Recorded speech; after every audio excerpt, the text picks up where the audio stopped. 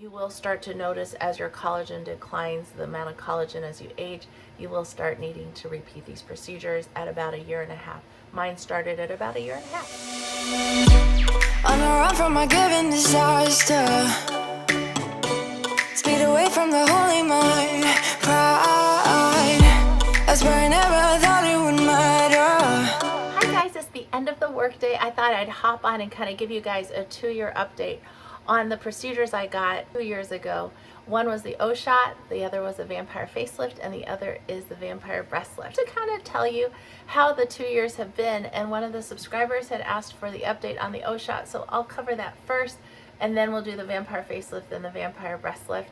As you know, I offer these in our medical practice, so I thought it would be kind of good for you guys to see what the journey's been over 2 years. So if you never joined me before, my name is Jennifer. I'd love it if you subscribe. I upload videos every Tuesday and Friday, so always hit that notification bell so you know when I've uploaded my next video.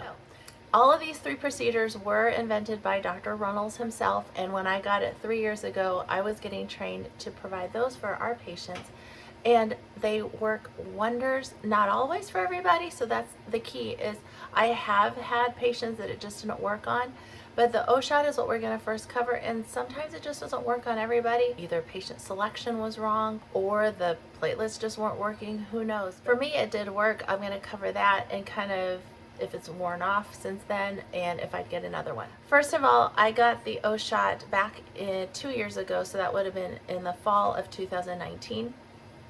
In Fairhope, Alabama, at Dr. Reynolds' very first office, which was really cool to see where he began.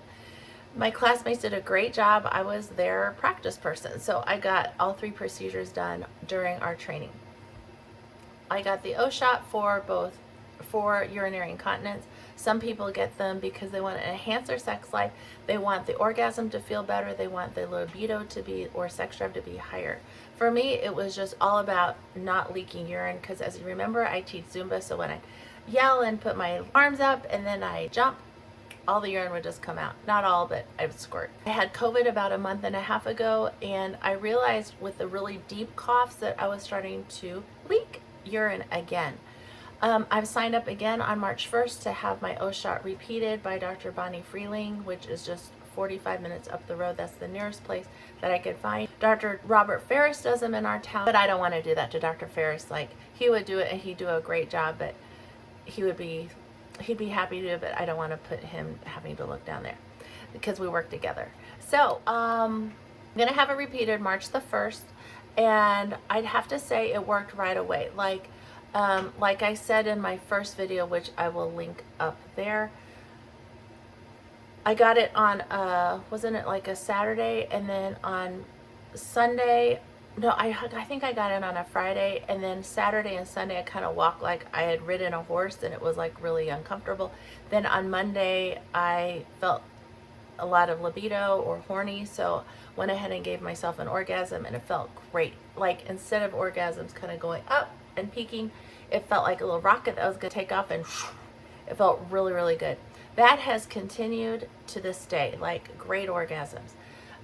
Urinary incontinence started leaking a little bit last year, so it is true, like, these OShots last about a year and a half, and then they start to wear off because of natural aging. So what that means is, even though I have not had children, I've not had any vaginal births, I'm not obese, it just happens that we lose collagen in the area called the O spot. So the O spot's in the vagina, just underneath the bladder neck.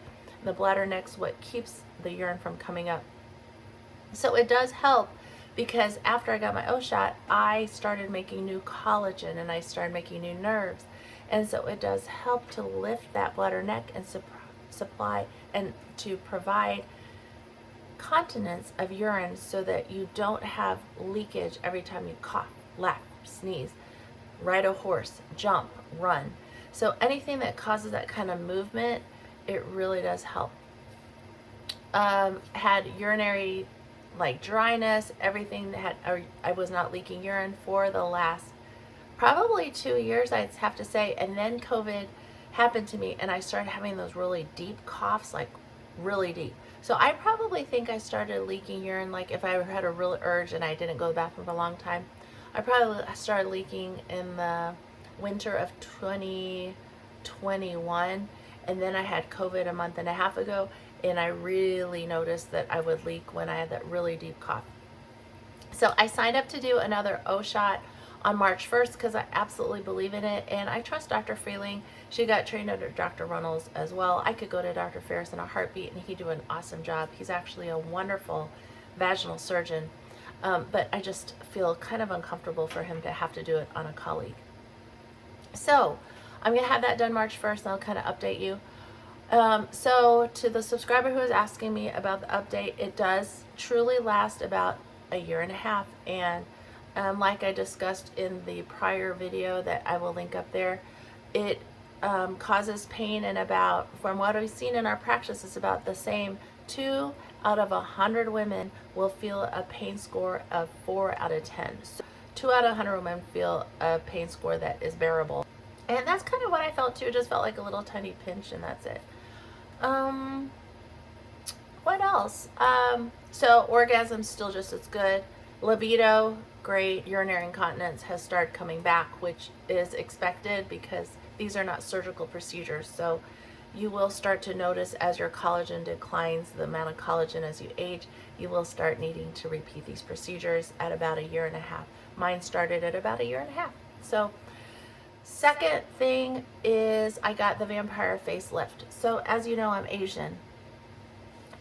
This is really important. In anatomy, there's certain angles that make us look very attractive. So when I got my facelift, and I'll kind of insert some pictures way up here, it made my face look a little bit too wide through here because we were learning how to inject fillers and facelift areas for a Caucasian person. Obviously, I'm not Caucasian, so I naturally have a more round look to my face, so it kind of made me look a little bit too wide through here because it kind of just didn't fit like my ethnicity. So as I've lost collagen, I've actually liked my face better. So when you get the vampire facelift, make sure that person does the procedure like your ethnicity, because certain ethnicities, like my nostrils, are going to be wider.